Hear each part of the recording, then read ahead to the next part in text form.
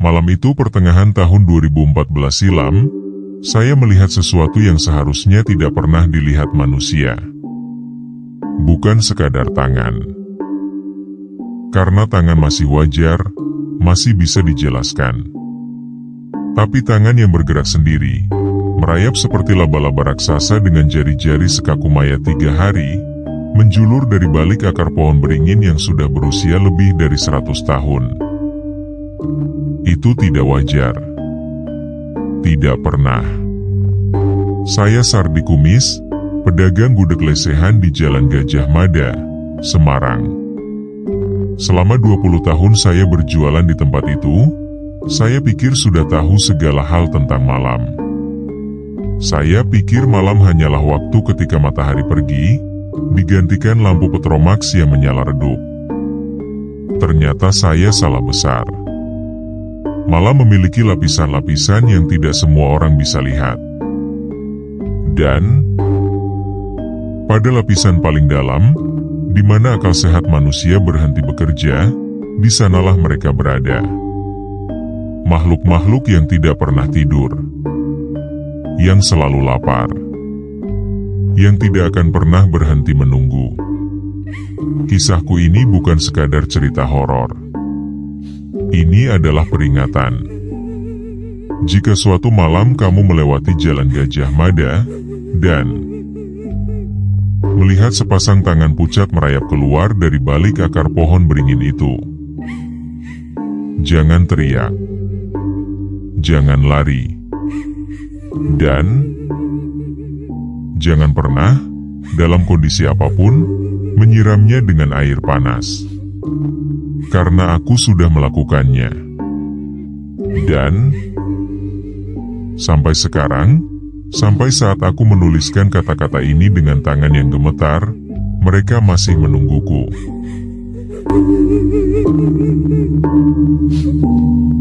Setiap malam, sekitar pukul 9, aku membuka lapak gudeg di pinggir Jalan Gajah Mada.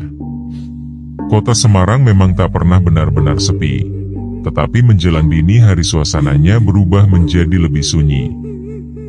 Disitulah aku, Sardi Kumis. Begitu orang-orang memanggilku, karena kumis tebal yang tak pernah kucukur sejak muda. Menjajakan gudeg legendaris warisan almarhum bapak. Lapakku berdiri tepat di depan sebuah bangunan tua, di samping pohon beringin besar yang konon usianya sudah lebih dari 100 tahun. Akar-akarnya menjalar seperti urat nadi yang mencengkeram tanah, sementara ranting-rantingnya membentang gelap ke langit malam.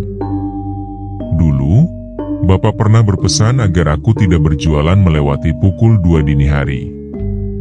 Sardi, katanya suatu malam sebelum meninggal, pohon beringin itu ada penunggunya. Mereka tidak suka keramaian manusia saat fajar mulai menyingsing. Waktu itu aku hanya mengangguk. Seperti kebanyakan orang, aku menganggapnya sekadar mitos turun-temurun. Namun, setelah puluhan tahun berjualan di tempat yang sama, aku mulai percaya.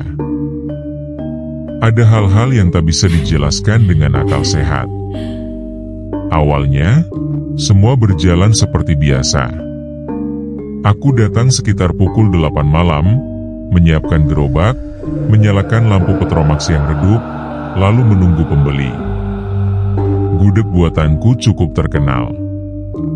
Resep keluarga membuat rasa nangka mudanya manis legit, dipadukan dengan telur pindang dan krecek yang gurih. Pembeli biasanya ramai hingga tengah malam, lalu hanya tersisa beberapa pekerja malam atau gelandangan yang makan lesehan di tikar tipis. Sampai akhirnya, sekitar pertengahan tahun 2014, aku mulai menyadari keanehan. Semua bermula saat aku sedang mencuci piring kotor. Seperti biasa, piring-piring itu kukumpulkan dalam ember besar berisi air sabun di belakang gerobak, tak jauh dari pangkal pohon beringin. Malam itu, sekitar pukul 1 dini hari, aku melihat sesuatu yang membuat bulu kuduku berdiri. 2 tangan. Putih pucat seperti mayat yang terlalu lama terendam air, merayap keluar dari sela-sela akar pohon beringin. Jari-jarinya panjang dan kurus, dengan kuku menghitam dan keras. Tangan itu bergerak perlahan, merayap di tanah seperti ulat, menuju tumpukan piring kotor. Aku membeku. Aku bersumpah, mataku tidak salah lihat. Tangan itu benar-benar bergerak sendiri. Tanpa tubuh, tanpa lengan. Hanya dua tangan yang merayap seperti makhluk hidup. Aku ingin berteriak, tetapi suaraku seakan tertahan di tenggorokan. Tangan itu mencapai piring paling atas. Dengan gerakan tersentak-sentak, jari-jari panjang itu mengais sisa nasi dan sayur, lalu memasukkannya entah kemana. Seolah-olah ada mulut tak terlihat di antara akar-akar pohon. Tubuhku gemetar meski malam tidak terlalu dingin. Beberapa menit kemudian, tangan-tangan itu selesai. Perlahan, mereka merayap kembali ke balik akar pohon dan lenyap di telan kegelapan. Malam itu aku tidak bisa tidur. Aku mencoba meyakinkan diri. Mungkin hanya halusinasi. Mungkin karena kelelahan atau usia yang tak lagi muda. Namun, keesokan malamnya, kejadian itu terulang. Dan terulang lagi.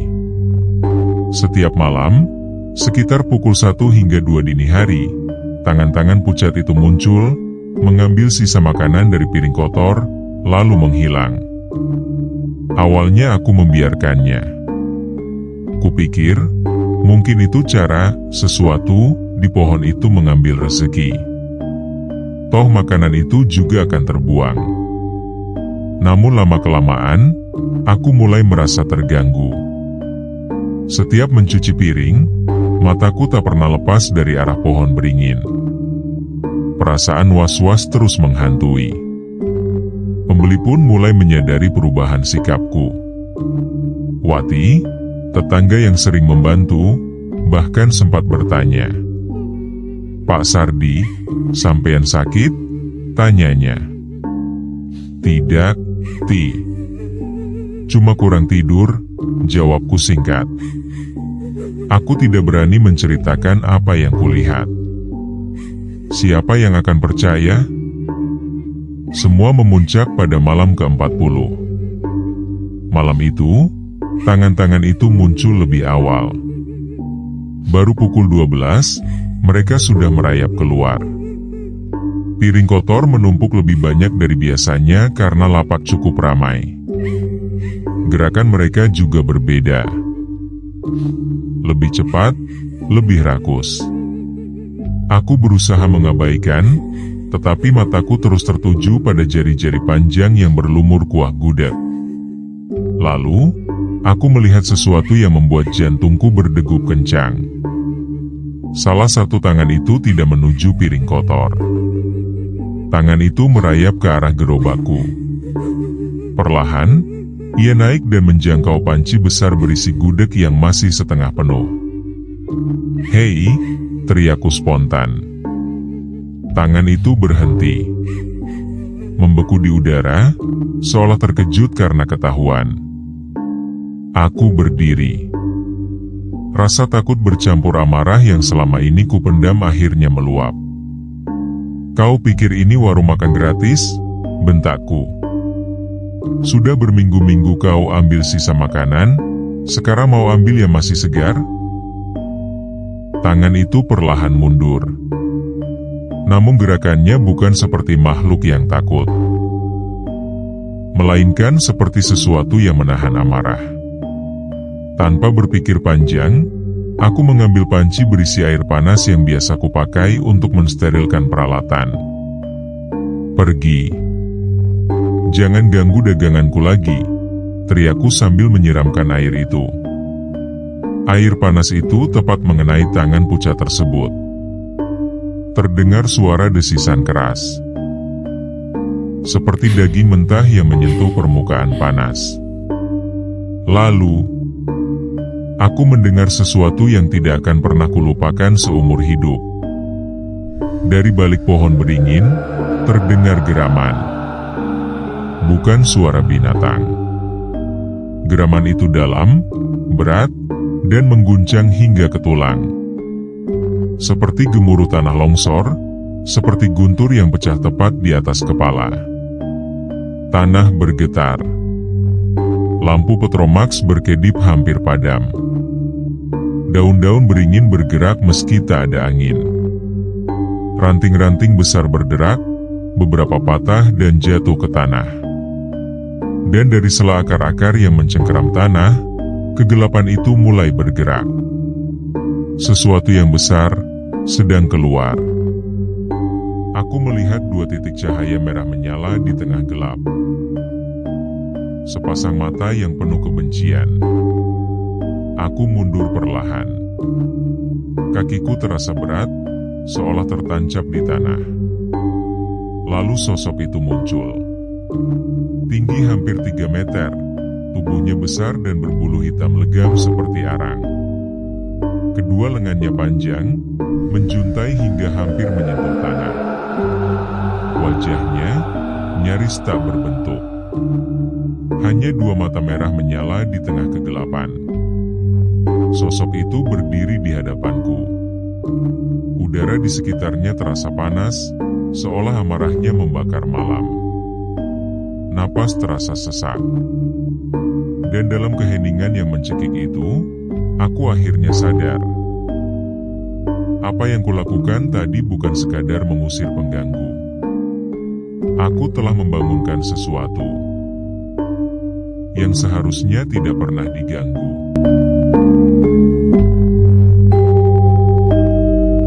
Aku tidak ingat bagaimana bisa sampai di rumah malam itu. Yang tersisa dalam ingatanku hanyalah bayangan sosok hitam raksasa yang berdiri di hadapanku. Mata merahnya menyala, dan udara di sekitar lapak tiba-tiba berubah panas, menekan dada seperti api yang tak terlihat. Setelah itu, semuanya gelap. Aku terbangun di tempat tidur dengan tubuh terasa sangat berat. Jam sudah menunjukkan pukul 10 pagi. Aku tidak pernah tidur selama itu sebelumnya. Biasanya, sebelum subuh aku sudah bangun untuk menyiapkan dagangan. Aku mencoba bangkit, tetapi seluruh tubuh terasa seperti dihantam benda keras. Sendi-sendi nyeri, otot kaku, dan kepalaku terasa panas. Aku demam. Namun ini bukan demam biasa.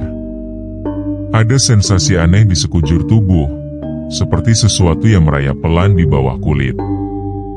Wati datang menjelang siang. Wajahnya langsung berubah khawatir saat melihatku masih terbaring lemah. "Pak Sardi, semalam sampean kenapa? Lapas sampean berantakan, panci-panci jatuh semua. Saya cari sampean, tapi sudah tidak ada," katanya sambil menyentuh dahiku.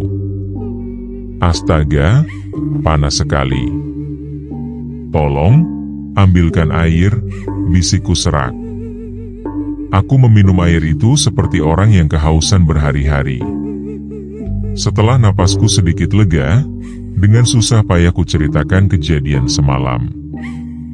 Wati mendengarkan dengan wajah yang semakin pucat. "Pak Sardi, sampean benar-benar menyiram air panas ke arah pohon beringin itu?" Suaranya bergetar. Aku mengangguk lemah. "Pak, kata orang-orang tua, pohon itu ada penghuninya. Orang sini menyebutnya genderuwo. Katanya, dia sudah menjaga tempat itu sejak zaman Belanda." "Aku tahu," jawabku lirih. "Tapi aku kesal, Ti. Sudah berminggu-minggu dia ambil sisa makananku. Malam itu, dia mau ambil yang masih segar." Wati menghela napas panjang. "Genderuwo itu makhluk yang mudah tersinggung, Pak. Apalagi kalau sampai disakiti. Sampean tidak merasa ada yang aneh dengan tubuh sampean?" Aku terdiam. Memang ada yang tidak beres. Kulitku terasa panas dari dalam, seperti terbakar. Tapi bukan itu yang paling membuatku takut. Aku baru benar-benar sadar saat Wati membantuku berdiri dan mengajakku ke kamar mandi. Di depan cermin, aku melihat wajahku sendiri dan hampir tidak mengenalinya. Wajahku pucat, mata cekung, dan lingkaran hitam menggelap di bawah mata. Aku tampak seperti mayat hidup.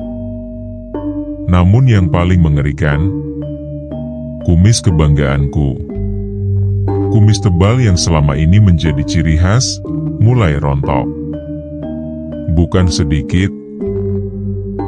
Rontok dalam jumlah banyak, menyisakan kulit di atas bibir yang kemerahan, seperti terbakar. Pak, Wati menutup mulutnya, menahan ngeri.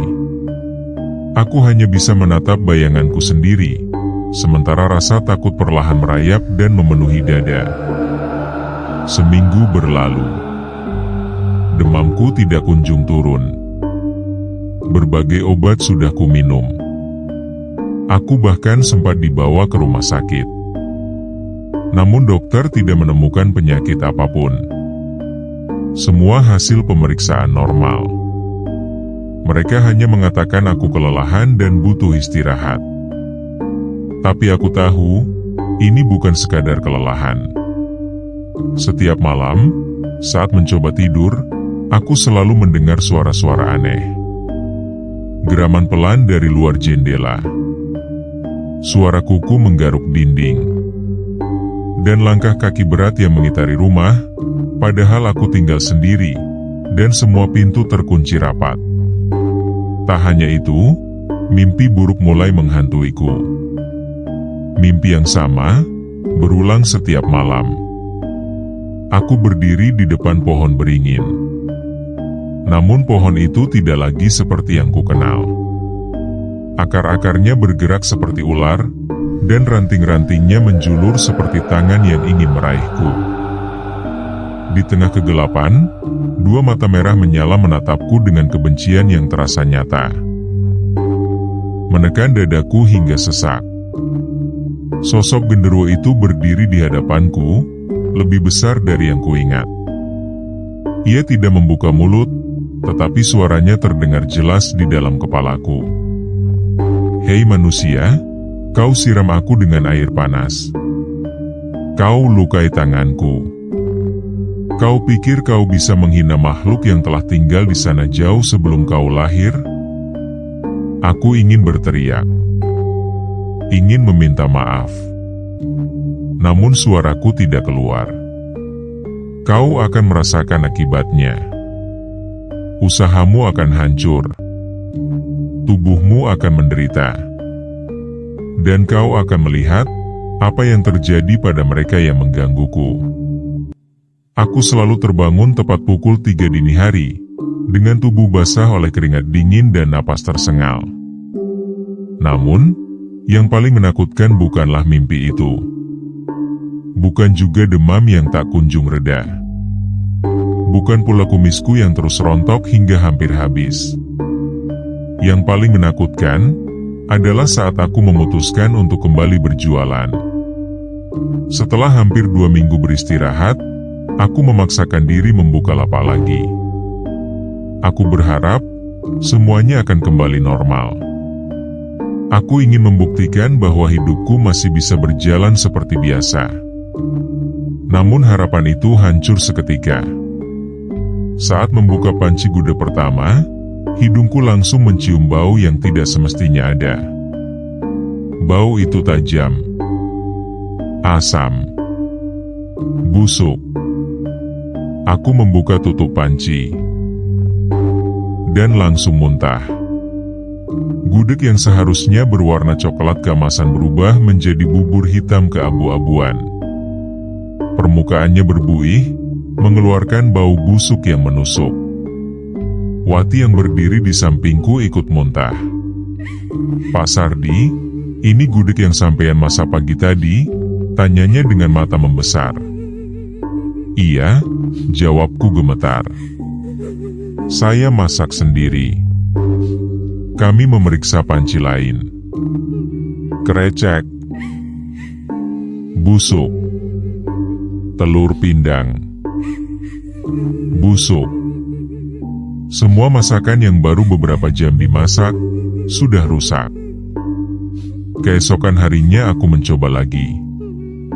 Membeli bahan segar, memasak dengan teliti, bahkan meminta Wati mengawasi dari awal hingga selesai. Tidak ada yang salah. Namun hasilnya tetap sama.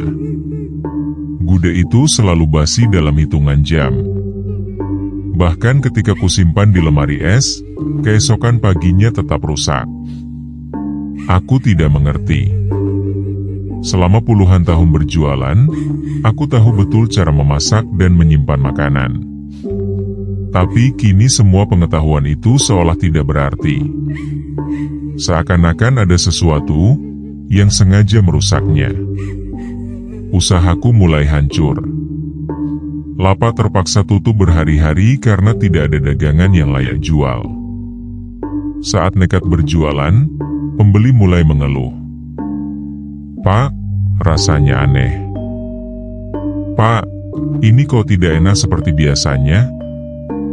Pak, saya jadi mual." Kata-kata itu seperti tamparan. Aku hanya bisa diam, menunduk, menahan rasa malu. Sementara di dalam hati, aku tahu ini bukan kesalahanku. Ini kutukan. Suatu malam, saat duduk sendirian di lapak yang sepi, di depan panci-panci gudeg basi yang terpaksa kubuang, aku menangis. Usaha warisan bapak hancur dalam waktu singkat. Lalu, aku mendengar suara itu lagi. Geraman pelan dari arah pohon beringin. Aku menoleh. Di antara akar-akar yang gelap, sepasang mata merah menyala menatapku. Tatapan itu penuh kebencian. Namun lebih dari itu, ada kepuasan. Saat itu aku mengerti. Makhluk itu tidak hanya ingin menghancurkan usahaku. Ia menikmati penderitaanku. Dan dari sorot matanya, aku tahu satu hal yang jauh lebih mengerikan. Ini belum berakhir. Apa yang terjadi pada gudegku hanyalah permulaan. Yang sesungguhnya masih akan datang. Dan saat itu tiba, aku mungkin tidak akan siap menghadapinya.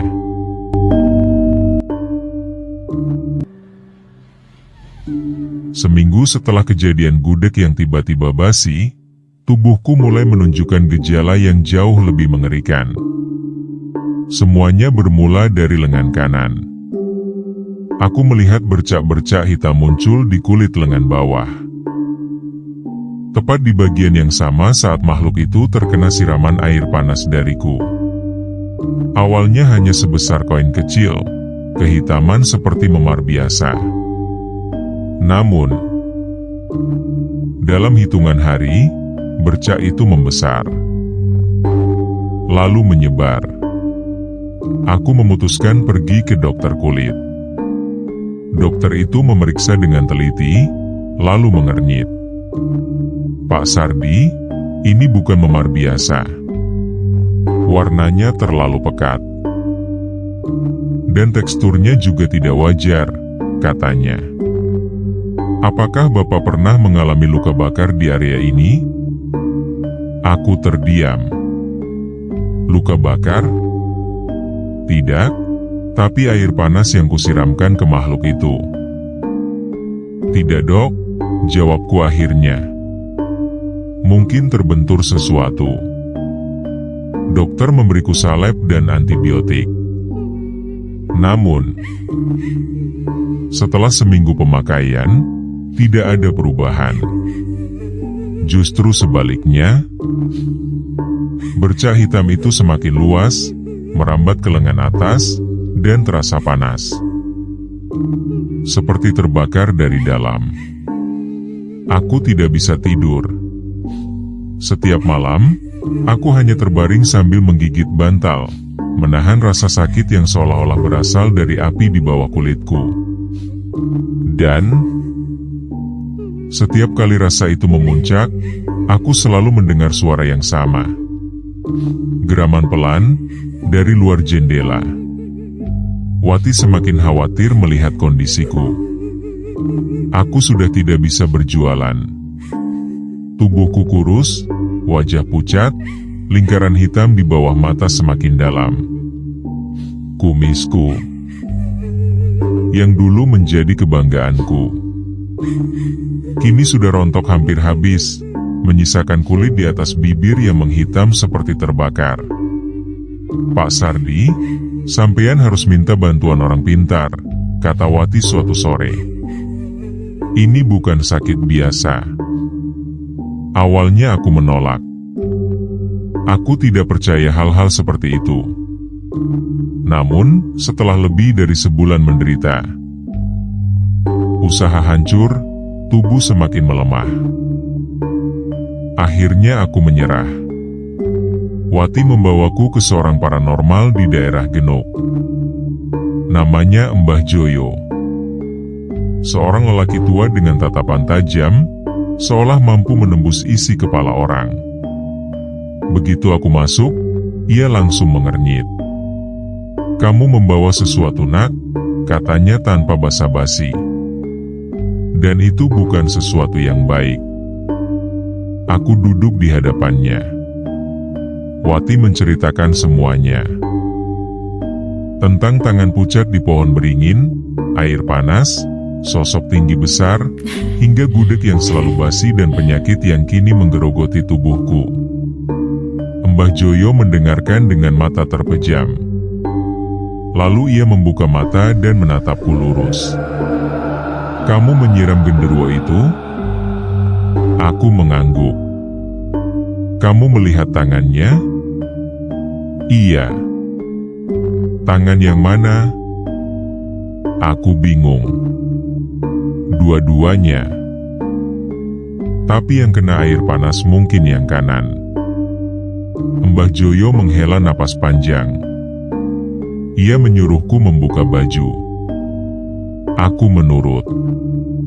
Ia memeriksa tubuhku, lalu berhenti di lengan kanan yang penuh bercak hitam. "Ini tanda balik," katanya pelan. "Apa yang kamu lakukan padanya?" "Dia kembalikan ke tubuhmu. Kamu menyiramnya dengan panas, maka dia membakar tubuhmu dari dalam." Jantungku terasa mencelos. "Dan ini belum selesai," lanjutnya. "Apa maksudnya?" Suaraku bergetar. Mbah Joyo menatapku dalam-dalam. "Makhluk itu pendendam. Ia tidak akan berhenti hanya dengan membuatmu sakit atau menghancurkan usahamu. Ia akan terus menghukummu sampai batas yang dia inginkan." Ia tidak menyebutkannya. Namun aku tahu maksudnya. Sampai aku mati. Aku pulang dengan perasaan jauh lebih berat. Mbah Joyo memberiku jimat, segenggam garam dan beberapa doa yang harus kubaca setiap malam. Ia juga berpesan dengan tegas, "Jangan pernah kembali ke pohon beringin itu." Aku menurut. Aku tidak pernah lagi ke Jalan Gajah Mada. Namun, ternyata makhluk itu tidak perlu menungguku di sana. Karena ia mulai datang ke rumah. Pertama kali terjadi, aku terbangun sekitar pukul 2 dini hari. Ada suara ketukan di pintu dapur. Pelan, teratur, seperti jari-jari yang mengetuk kayu. Tok, tok, tok. Aku mengambil senter dan berjalan perlahan ke dapur. Begitu aku mendekat, suara itu berhenti. Dengan tangan gemetar, aku membuka pintu.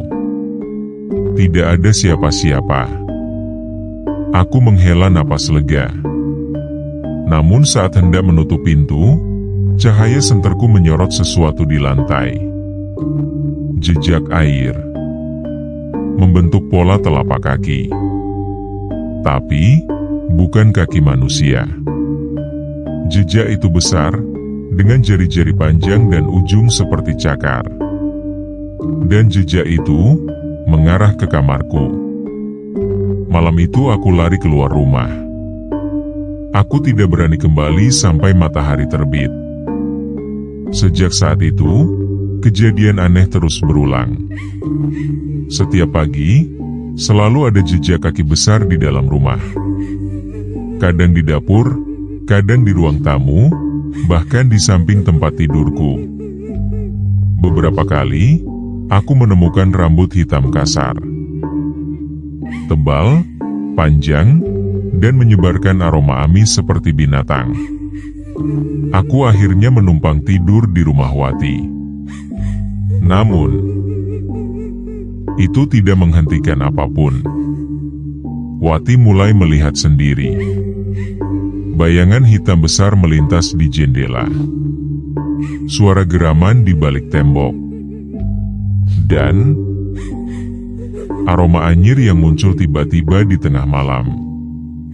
Sampai akhirnya, suatu malam, Wati berkata dengan suara gemetar, "Pak Sardi, aku tidak sanggup lagi.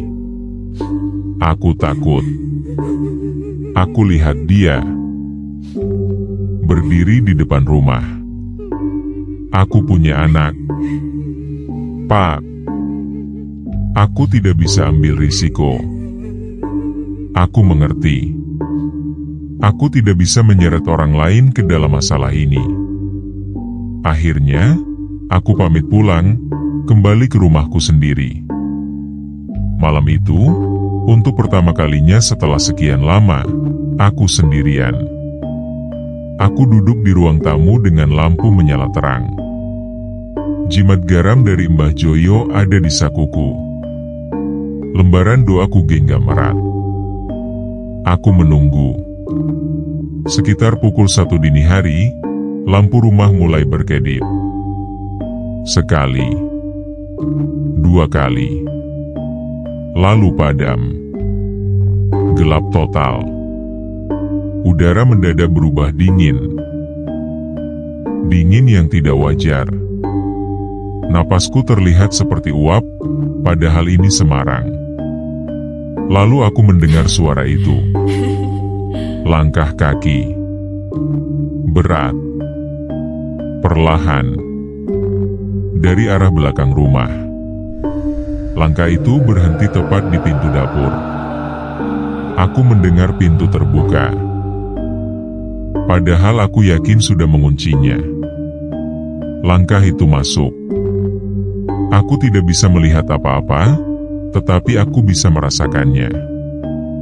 Sesuatu yang besar memenuhi ruangan.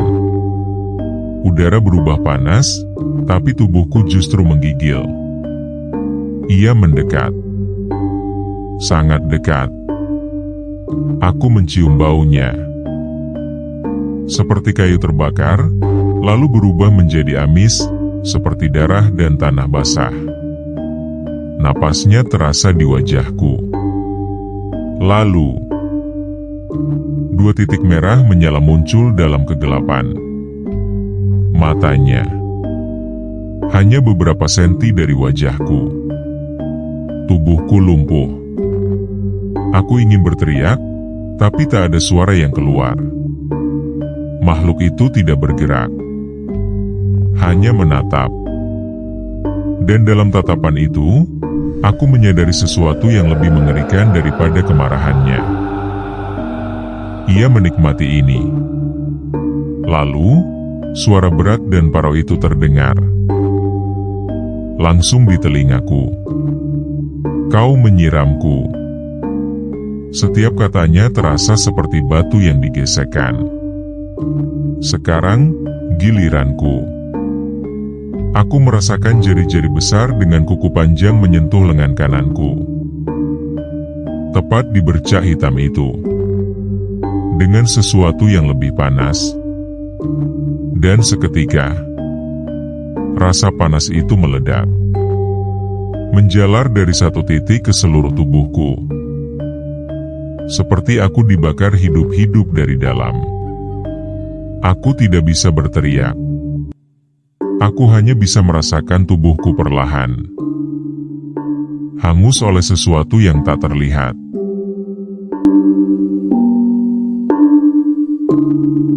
Aku tidak tahu berapa lama terbaring di lantai ruang tamu setelah kejadian malam itu.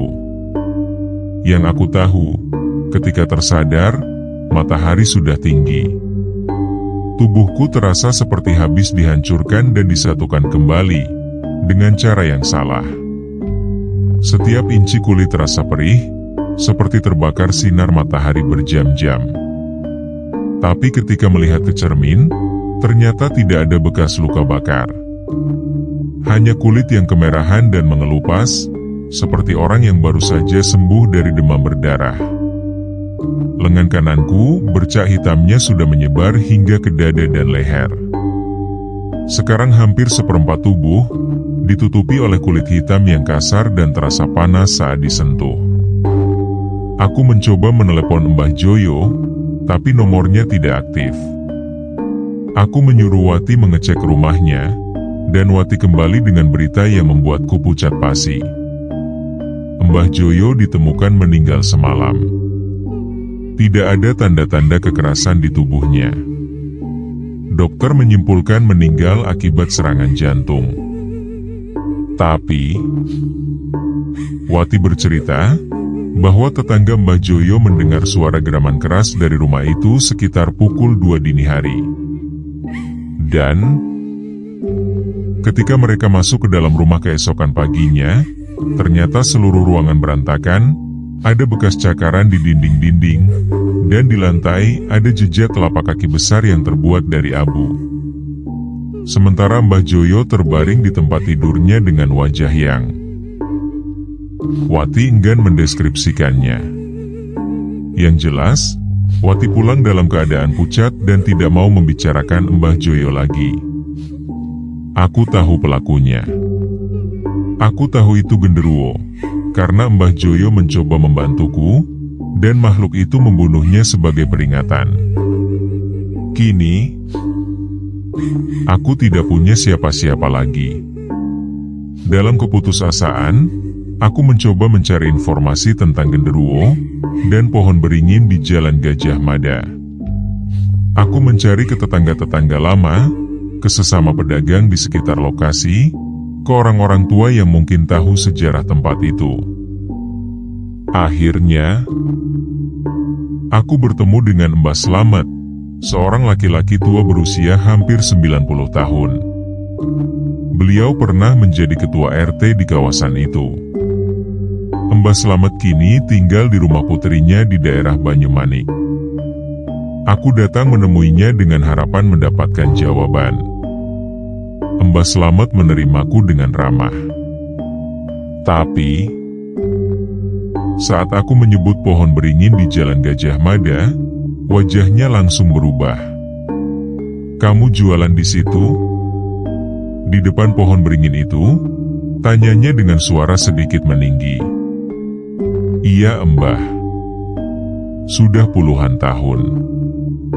Meneruskan usaha bapak yang dulu juga jualan di situ." Mbah Slamet menggeleng-gelengkan kepala. "Bapakmu?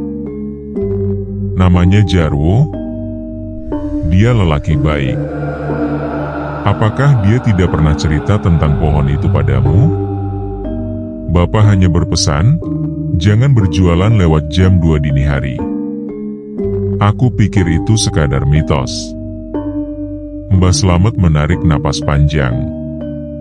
Ia menatapku dengan mata yang tiba-tiba tampak jauh lebih tua dari usianya. "Bukan mitos, Nak Sardi. Dulu, waktu aku masih kecil, sekitar tahun 1930-an, di tempat itu ada sebuah rumah besar milik seorang Belanda. Namanya Van der Berry. Dia terkenal kejam, suka menyiksa pekerjanya. Suatu malam, para pekerja yang sudah tidak tahan akhirnya memberontak. Mereka membunuh Van der Berry dan keluarganya di rumah itu. Semua dihabisi. Laki-laki, perempuan, dan anak-anak. Para pekerja itu membantai seluruh keluarga Van der Berry. Aku terdiam, mendengarkan dengan napas tertahan. Setelah pembantaian itu, lanjut Mbah Slamet, rumah itu kosong. Tidak ada yang berani tinggal di sana. Konon, arwah keluarga Van der Berry yang mati secara keji itu gentayangan, tidak bisa tenang. Tapi yang paling mengerikan, Van der Berry sendiri. Kabarnya, saat dibunuh, dia mengutuk seluruh pekerjanya dan keturunan mereka. Dia bersumpah akan kembali sebagai makhluk penghuni pohon beringin yang ditanam di halaman rumahnya. Pohon beringin itu, iya, pohon beringin yang sekarang kamu lihat itu ditanam oleh Van der Berry sendiri beberapa tahun sebelum dia terbunuh. Konon dia mendapatkannya dari seorang dukun Jawa sebagai jimat untuk melindungi keluarganya. Tapi setelah dia mati, pohon itu justru menjadi tempat bersemayam rohnya. Dan sekarang penghuni pohon itu berurusan denganmu. Mbah Slamet berhenti, seolah ragu untuk melanjutkan. Sekarang, Mbah, desakku. Sekarang pohon itu sudah menjadi satu dengan genderuwo. Bukan sembarang genderuwo. Itu adalah genderuwo yang terbentuk dari dendam seorang manusia yang mati dengan kekejaman di dalam hatinya. Itu sebabnya dia lebih besar, lebih kuat, lebih kejam dari genderuwo biasa. Dan dia sangat pendendam. Aku merasakan dingin menjalari punggungku. Jadi apa yang harus aku lakukan, Mbah? Mbah Slamet menggeleng. Tidak ada yang bisa dilakukan. Sudah terlambat. Kamu menyakitinya, dan dia sudah menganggapmu sebagai target. Satu-satunya cara adalah ia menatapku dengan tatapan yang membuat merasa tidak nyaman. Adalah pergi. Kau pergi sejauh-jauhnya dari Semarang. Jangan pernah kembali. Tapi kurasa itu tidak akan menghentikannya. Dendam Van der Berry sudah melekat pada tempat itu, pada pohon itu, dan pada siapapun yang mengganggunya. Dia akan terus mengejarmu. Aku pulang dengan perasaan hampa. Pergi dari Semarang? Kemana? Semua yang aku miliki ada di sini. Warisan bapak, rumahku, satu-satunya kehidupan yang aku tahu. Tapi apakah aku punya pilihan? Malam itu, aku mengambil keputusan. Aku akan pergi. Aku menghubungi sepupuku di Jakarta. Ia bersedia menampungku sementara. Aku menyuruh Wati membantu mengurus rumah dan barang-barangku. Rencananya aku pergi esok pagi dengan kereta api Fajar. Tapi genderuwo itu sepertinya tahu rencanaku. Saat sedang mengemasi barang-barang sekitar pukul 10 malam, lampu di rumahku padam lagi. Sama seperti malam-malam sebelumnya. Tapi kali ini, aku sudah siap. Aku mengambil jimat garam pemberian Mbah Joyo dan lembaran doa, lalu duduk di sudut ruangan dengan punggung menempel ke dinding. Gelap, dingin. Lalu aroma amis itu muncul lagi. Aku menutup mata, menggenggam jimat itu erat-erat, dan mulai membaca doa yang diajarkan Mbah Joyo. Aku membaca dengan keras, meskipun suaraku bergetar hebat. Aku mendengar suara desisan. Bukan desisan marah, tapi desisan seperti air yang jatuh ke api. Jimat garam di tanganku terasa panas mendadak, terasa hampir membakar telapak tanganku. Aku membuka mata. Di tengah kegelapan, aku melihat genderuwo itu berdiri. Tapi kali ini, ia tidak mendekat. Ia berdiri di ambang pintu, matanya yang merah menyala menatapku dengan intensitas yang membuat seluruh tubuhku gemetaran. Di tangannya, di tangan kanannya yang besar dan hitam, aku melihat sesuatu. Benda itu kecil, gelap, dan tampak basah. Aku menyipitkan mata mencoba melihat lebih jelas. Itu adalah seikat rambut. Rambut hitam, tebal, dengan sedikit kulit kepala masih menempel di ujungnya.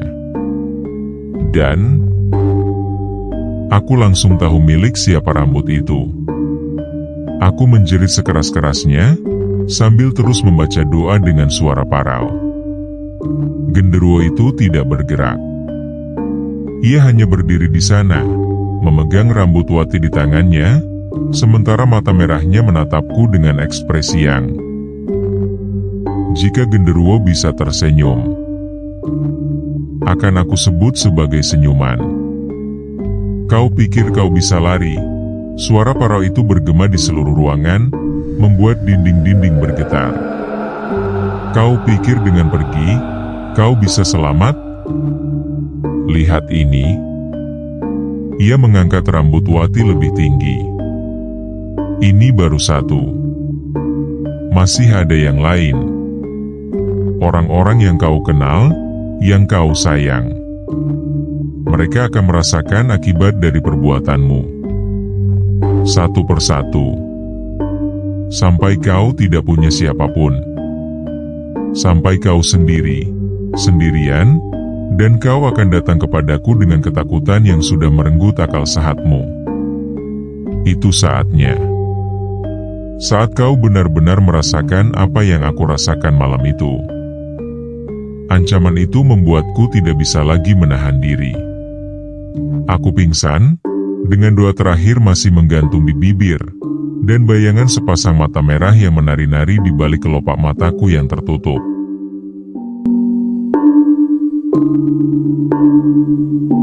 Aku terbangun di rumah sakit. Wati ada di samping tempat tidurku. Masih hidup.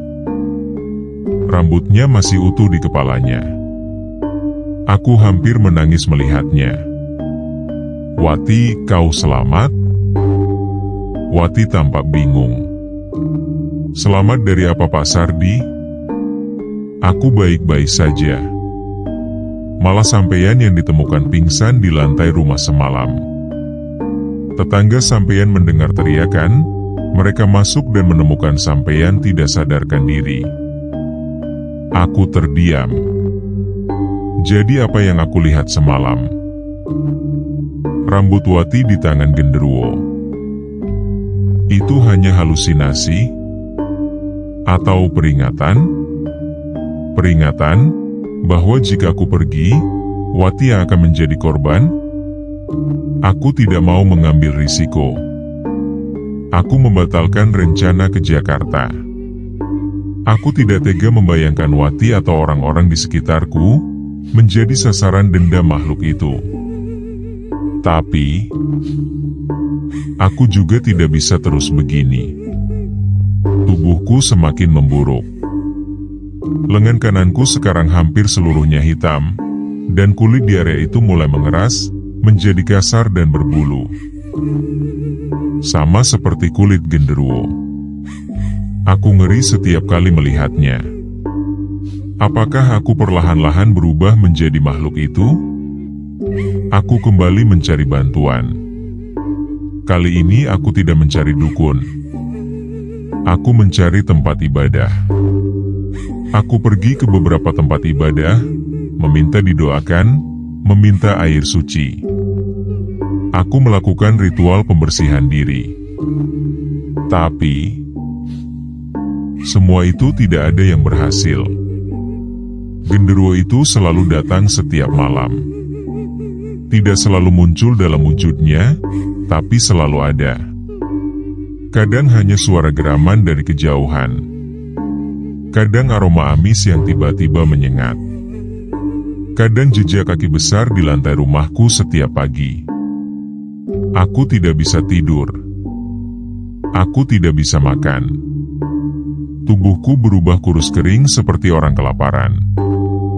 Tapi anehnya, meskipun tidak bisa menyimpan makanan karena semuanya cepat basi, aku tidak mati kelaparan.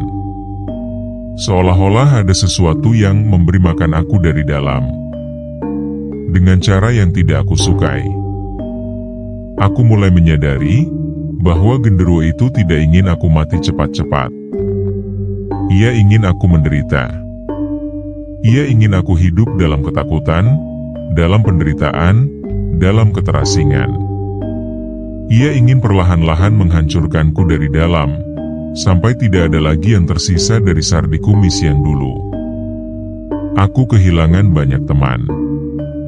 Orang-orang mulai menjauhiku. Mereka mendengar cerita tentang aku yang kesurupan, tentang rumahku yang angker, tentang kutukan yang menimpaku. Bahkan Wati, yang awalnya setia membantu, mulai mengurangi kunjungannya. Aku tidak bisa menyalahkannya. Siapa yang mau dekat dengan orang yang dikutuk makhluk halus? Pada titik terendah dalam hidupku, ketika aku sudah hampir menyerah dan berpikir, mungkin lebih baik aku mati saja, aku mendapat ide. Aku akan kembali ke pohon beringin itu.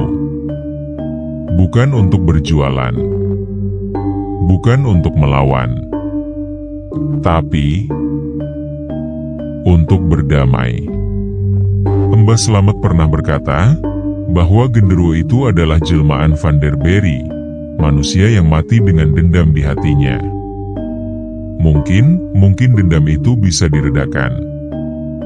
Mungkin jika aku datang dengan niat damai, menawarkan sesuatu, meminta maaf dengan tulus. Tapi, bagaimana cara berdamai dengan makhluk yang sudah membunuh Mbah Joyo dan mengutuk tubuhku? Apakah mungkin? Aku tidak punya pilihan lain. Aku sudah kehabisan akal. Malam itu, dengan tubuh yang lemah dan lengan kanan yang hitam penuh bulu kasar, aku berjalan ke Jalan Gajah Mada.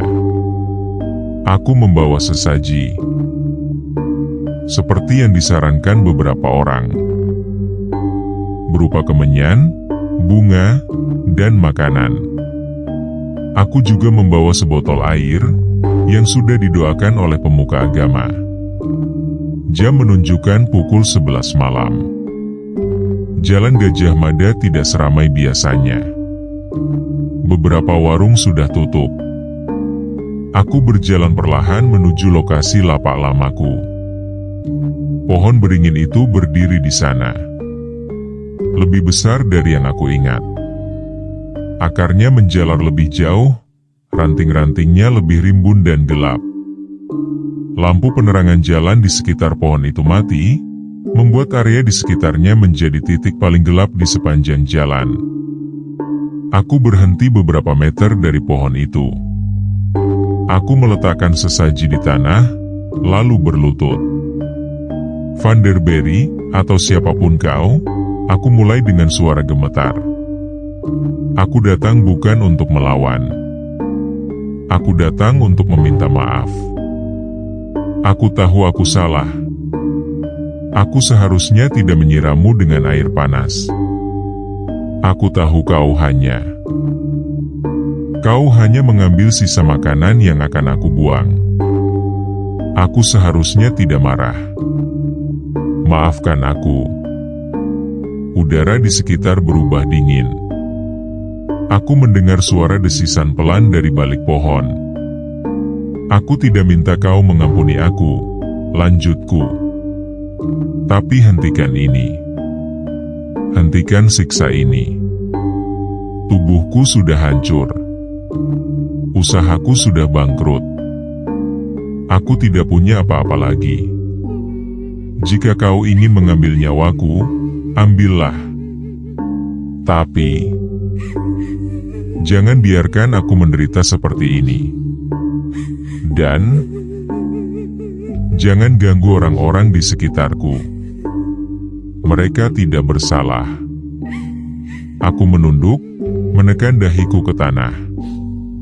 Keheningan. Kemudian Kemudian, aku mendengar suara langkah kaki. Langkah berat yang membuat tanah bergetar. Aku mengangkat kepala. Genderuwo itu berdiri di hadapanku. Tubuhnya tinggi menjulang, hitam pekat berbulu kasar, dengan dua mata merah yang menyala di tengah kegelapan. Ia menatapku dengan ekspresi yang mungkin bisa disebut sebagai keheranan. "Kau minta mati?" Suara parau itu bergema. "Jika itu satu-satunya cara agar semua ini berakhir," jawabku. "Tapi sebelum kau mengambil nyawaku, aku ingin tahu, kenapa kau mengambil sisa makananku setiap malam? Kau makhluk kuat, kau pasti bisa mendapatkan makanan di tempat lain. Kenapa harus di lapakku?" Genderuwo itu terdiam sejenak. Matanya yang merah berkedip-kedip, seolah sedang mengingat sesuatu. "Aku dulu manusia," katanya akhirnya, suaranya berubah, menjadi lebih manusiawi. "Aku punya keluarga, istri, anak. Kami mati di rumah itu. Mati kelaparan sebelum akhirnya dibunuh." Aku terkejut. "Dibunuh? Tapi ceritanya kau yang membunuh pekerjamu, bukan sebaliknya?" Genderuwo itu menggeram, tapi bukan geraman marah. Lebih seperti geraman kesakitan. "Cerita yang kau dengar adalah cerita dari pemenang. Mereka yang membunuhku yang menulis sejarah. Aku tidak pernah menyiksa siapapun. Aku hanya ingin melindungi keluargaku. Tapi mereka datang malam itu. Mereka membantai kami. Istriku, anakku yang masih kecil. Mereka membunuh kami dan menguburkan kami di bawah pohon ini. Aku mati dengan perut kosong sardi. Mati kelaparan sambil melihat anakku yang masih 2 tahun meregang nyawanya di depan mataku. Aku terdiam. Aku tidak pernah membayangkan cerita dari sisi lain. Setelah mati, lanjut genderuwo itu, aku terikat pada pohon ini. Tidak bisa pergi. Tubuhku berubah menjadi apa yang kau lihat sekarang. Dan setiap malam aku merasakan kelaparan yang sama seperti malam aku mati. Rasa lapar yang tak pernah bisa kenyang. Aku mengambil sisa makanan dari piring-piring kotor, karena itu satu-satunya cara untuk meredakan sedikit rasa lapar itu. Tapi, kau menyiramku dengan air panas. Seperti mereka dulu menyiramku dengan minyak panas, sebelum membunuhku. Aku merasa ada yang tidak beres. Cerita ini tidak sesuai dengan apa yang aku dengar dari Mbah Slamet. Tapi ada sesuatu dalam suara genderuwo itu yang terdengar. Jujur. Atau mungkin aku hanya terlalu lelah dan putus asa untuk berpikir jernih. "Aku minta maaf," kataku lagi. "Aku tidak tahu. Aku tidak tahu tentang semua ini." Genderuwo itu mendekat. Aku bisa merasakan hawa panas dari tubuhnya. Ia menunduk, mendekatkan wajahnya yang mengerikan ke wajahku. "Kau minta aku menghentikan ini? Baik. Tapi dengan satu syarat." "Syarat apa?" "Kau akan menggantikanku." Aku tidak mengerti. "Apa maksudmu?" "Pohon ini butuh penjaga. Aku sudah terlalu lama di sini. Aku ingin bebas. Jika kau bersedia menggantikanku, duduk di bawah pohon ini, menjaga tempat ini selamanya, maka aku akan melepaskan kutuk ini dari tubuhmu."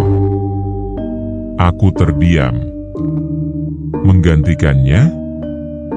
Menjadi penjaga pohon beringin? selamanya, dan jika aku menolak, genderuwo itu menggeram. Matanya menyala lebih terang. Maka kau akan menderita seperti ini sampai akhir hayatmu. Tubuhmu akan terus berubah, perlahan menjadi seperti aku. Dan ketika kau mati, kau akan terikat di sini, menjadi bagian dari pohon ini, tanpa bisa pergi, seperti aku. Aku merasakan dingin menjalari punggungku. Apakah ini yang terjadi padaku? Apakah lengan hitam dan bulu kasar di kulitku adalah awal dari perubahan menjadi genderuwo? Aku menatap genderuwo itu. Makhluk mengerikan di hadapanku. Dan aku membayangkan jika itu adalah nasibku.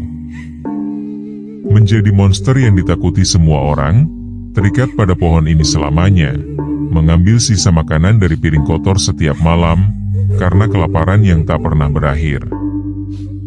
Aku hampir saja menerima tawarannya. Mulutku sudah terbuka, kata-kata sudah di ujung lidah.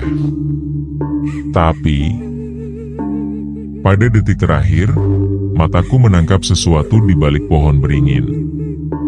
Cahaya kecil, samar, seperti lilin yang menyala di kejauhan. Dan di bawah cahaya itu, aku melihat sosok-sosok kecil. Bukan satu atau dua, puluhan. Mereka berdiri di sana, dalam diam, menatap ke arah kami. Sosok-sosok itu, mereka memiliki wajah yang sama. Wajah yang sama dengan genderuwo di hadapanku. Wajah dengan dua mata merah menyala. Dan aku mengerti. Aku mengerti bahwa aku sedang ditipu. Bahwa genderuwo ini tidak sendirian. Bahwa pohon beringin itu bukan hanya rumah bagi satu makhluk, tapi bagi seluruh keluarga Vanderberry yang mati dan berubah. Dan mereka semua lapar.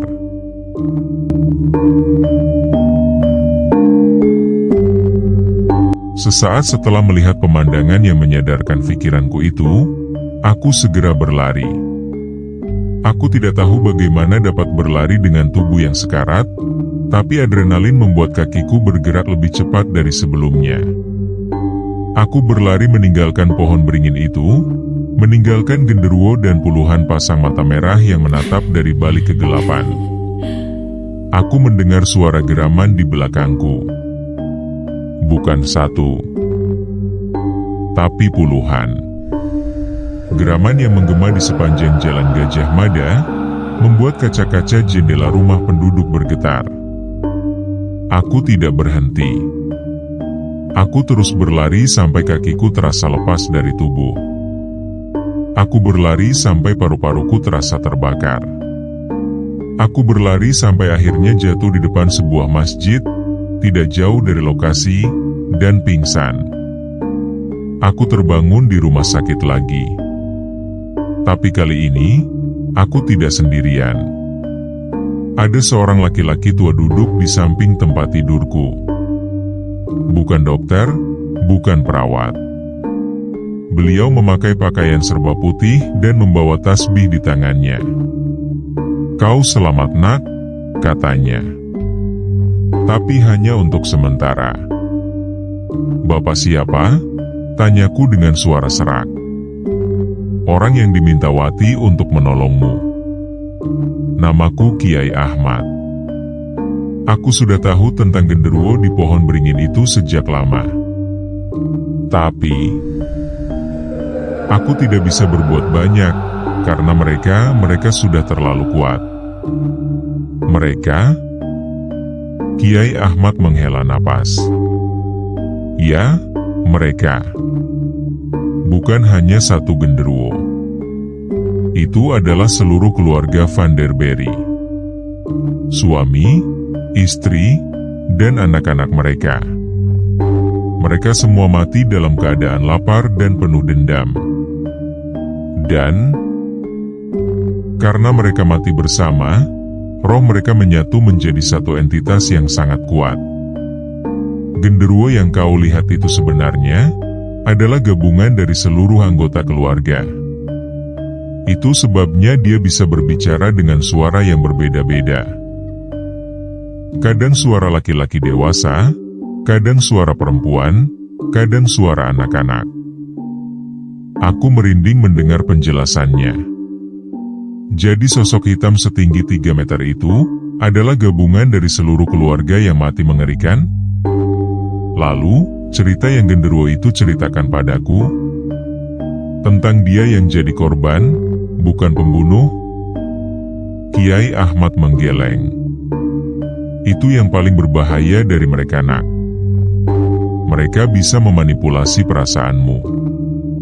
Mereka akan mengatakan apapun untuk membuatmu merasa bersalah, sehingga kau bersedia menjadi bagian dari mereka. Jika kau setuju menjadi penjaga pohon itu malam itu, kau akan menjadi bagian dari genderuwo itu selamanya. Aku membayangkan jika aku mengucapkan kata, ya, malam itu. Tubuhku langsung menggigil. Apa yang harus aku lakukan, Kiai? Kiai Ahmad memandangku dengan tatapan yang berat. Kau harus pergi dari Semarang. Jauhlah. Dan jangan pernah kembali. Ini satu-satunya cara. Mereka terikat pada pohon itu, nak.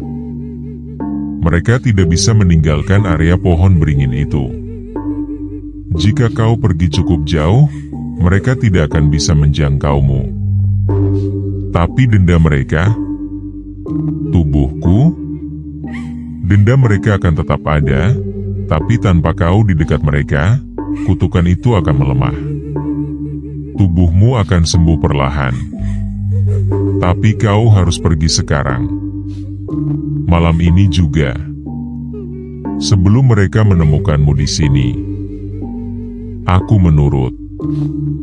Malam itu juga, ditemani Kiai Ahmad, aku meninggalkan Semarang.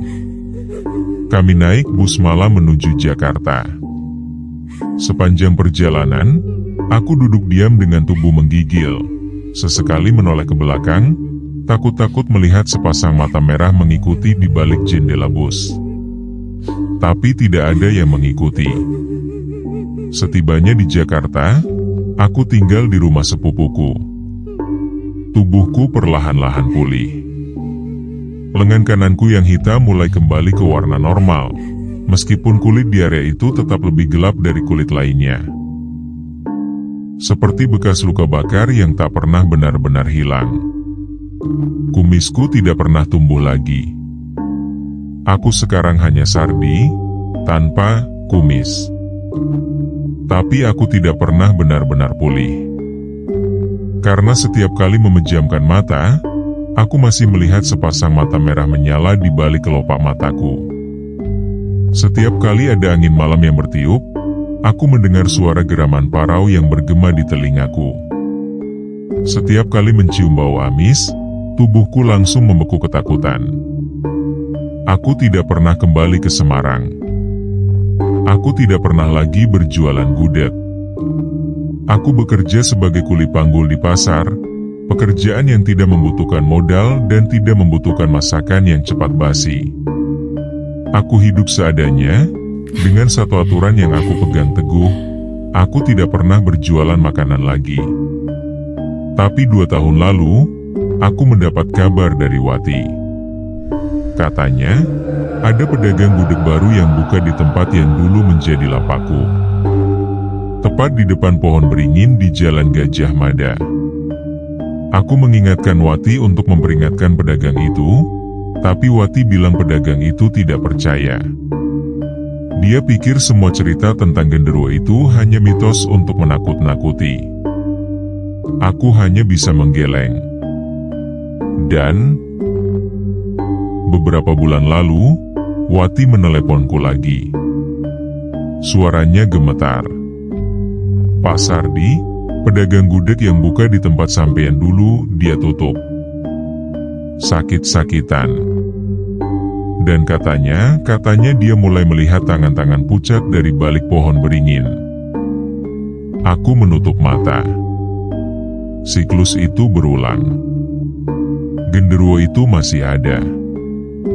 Masih lapar. Masih menunggu. Dan kini, saat menuliskan kisah ini di sebuah kafe di Jakarta, aku masih merasakan kehadiran itu. Tidak setiap malam, tapi cukup sering untuk membuatku tidak pernah benar-benar merasa aman. Terkadang, di tengah malam, ketika aku terbangun karena mimpi buruk yang sama. Mimpi tentang pohon beringin raksasa dan mata merah yang menyala. Aku melihat lengan kananku. Kulitnya yang gelap, seperti bekas terbakar, kadang terasa panas seperti ada sesuatu yang membara di dalamnya. Seperti ada sesuatu yang masih menunggu. Menunggu aku kembali. Aku tahu suatu hari nanti harus kembali ke Semarang. Aku tahu dendam itu tidak akan pernah benar-benar padam. Dan yang paling menakutkan, aku tidak lagi yakin apakah genderuwo itu yang mengejarku, atau aku sendiri yang perlahan-lahan ditarik kembali ke pohon beringin itu. Karena setiap kali melihat lengan kananku, setiap kali kulit gelap itu terasa panas di tengah malam, aku merasakan sesuatu yang dulu tidak pernah kurasakan. Sesuatu yang membuat bulu kuduku berdiri lebih dari rasa takut apapun. Aku merasa laparnya. Sama laparnya dengan mereka. Dan aku takut, suatu hari nanti, aku akan kembali ke pohon itu. Bukan untuk melawan, bukan untuk berdamai, tapi untuk bergabung. Menjadi bagian dari keluarga Vanderberry yang terus bertumbuh, terus lapar, terus menunggu korban berikutnya. Karena itulah kutukan sebenarnya. Bukan kematian. Bukan penderitaan. Tapi keinginan untuk menjadi bagian dari kegelapan itu sendiri. Dan sampai kini, setiap malam, ketika aku menatap lengan kananku yang menghitam, aku mendengar suara bisikan dari jauh. Kau akan kembali, Sardi. Suatu saat nanti. Dan kami akan menunggumu.